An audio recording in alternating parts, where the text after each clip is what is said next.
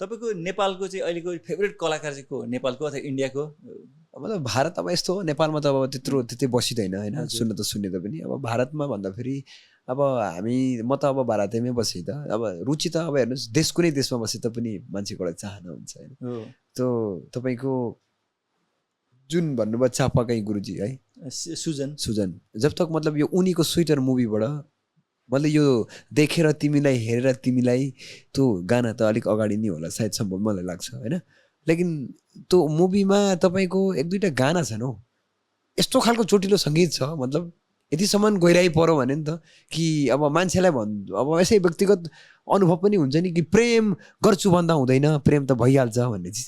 त्यो मतलब त्यो जब मुभीमा जब मैले गाना सुने तपाईँको यो देउरालीमा बतास चल्यो हो, अनि अर्को एक दुईवटा पनि थिए तपाईँको यो त्यही मुभीकै गाना हो, त्यति त याद अलिक फटी आएको छैन, लेकिन आउन त आउँछ होला। त त्यही मुभीमा जुन उनको गाना छ नि, सङ्गीत जुन छ, मतलब यति साह्रो गहिराई भित्र मनमा मतलब छुन्छ नि मलाई। मतलब त्यो तबबाट मतलब मलाई के लाग्यो भने yes I follow for this singer, उहाँलाई म मतलब एउटा दिलबाटै एउटा के मान्छु भने अब हेर्नुहोस्, बिना गुरुको केही ज्ञान पाइँदैन। त विशेष मतलब म उनको शब्दमा उनको स्वरमा म मोहित छु। अनि इन्डियाको चाहिँ को लाग्छ तपाईँलाई? इन्डियाको म तपाईँको यस्तो हो, इन्डियाको म धेरै गाना सुने भनेको अरिजित सिंहको सुन्छु। अरिजित सिंह इज किङ अहिले होइन। हजुर। अनि अहिले उदय गर्दाखेरि अहिले प्रायः इन्डियामा सबैले चाहिँ मन पराउने होइन, सबैले चाहिँ हुन्छ नि, जस अरिजित सिंहको बारेमा नराम्रो भन्ने अहिले कोही पनि छैन लगभग इन्डस्ट्रीमै भन्नुपर्दाखेरि होइन।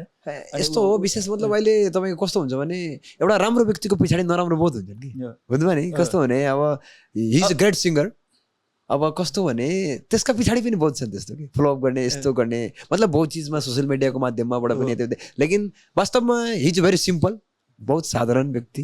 त उनको केही त्यस्तो स्टाइल प्रोफेसनलिटी म यस्तो छु अहङ्कार छैन। त त्यसलाई त्यही कारणले मतलब सङ्गीतमा पनि मिठास छ, गड गिफ्ट। गड गिफ्ट त उनीहरूले स्ट्रगल तपाईँले अघि पनि भन्नुभयो गड गिफ्ट दुईपल्ट युज गरेकोले मलाई यो युज भन्न मन लाग्यो होइन। सुजन चापाको पनि नेपाल आइडलमा रिजेक्ट भएको पहिला होइन, तपाईँले हेरिसकेपछि त्यत्रो म गइरहेमा छैन, तर उसको पनि एकदमै राम्रो पुरा खतरा स्वर होइन कि, उसले पनि साधना गरे हो होइन। तर एउटा उतै रहेछ पहिले नै एउटा बिउ रहेछ त्यहाँभित्र, उसले चाहिँ त्यसै भएर पनि चाँडो प्रस्फुटित भयो होइन। अब अरिजित सिंहको पनि पहिला रियालिटी सोहरूमा पनि अरिजित सिंह गएको छ एक बार त सारेगामा पनि हो। अनि त्यसैले गर्दा अरिजित सिंह पनि त्यो एकदमै हुन्छ नि नेचुरल ट्यालेन्ट भन्दा पनि उसले पनि त्यो एकदमै साधना गरेर बनाएको सिङ्गर भनिन्छ होइन।